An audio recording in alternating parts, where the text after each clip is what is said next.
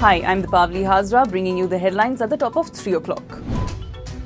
In the latest in the Karnataka political crisis, now the Rebel Congress and JDS MLAs who are lodged at Mumbai's Renaissance Hotel have moved the Supreme Court, accusing the state speaker of abandoning his duty and delaying the decision on their resignations. Earlier, Congress's DK Shivkumar had showed up at the hotel where the MLAs are currently lodged, but he was not permitted to enter the premises. Now, Section 144 has been imposed outside the hotel. For the first time after he was voted out of the Gandhi stronghold of Amethi, Rahul Gandhi is visiting his former constituency today. Earlier this morning, Rahul Gandhi, who recently resigned as the Congress party chief after the drubbing in the Lok Sabha polls, thanked the people when he hit the milestone of 10 million Twitter followers. He said he will be celebrating the milestone with the people of Amethi, ostensibly putting behind the poll defeat. BJP MLA Pranav Champion was seen brandishing guns and dancing in a video that went viral. Pranav Champion was recently suspended from the party for threatening a journalist.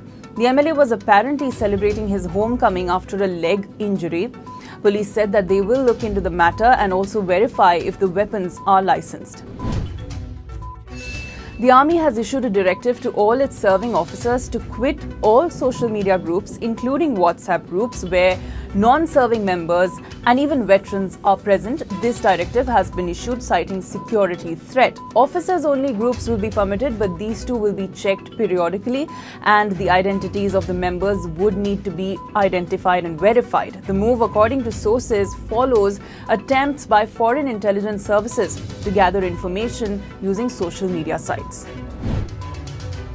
The railway is finalizing an option for passengers to voluntarily give up their ticket subsidy, at least in part or in full. This is in line with the government's nudge policy that seeks to gently steer people towards making desirable behavioral changes. The Give It Up policy, remember, was introduced for LPG subsidy during the Modi government's first tenure and has been cited as a success.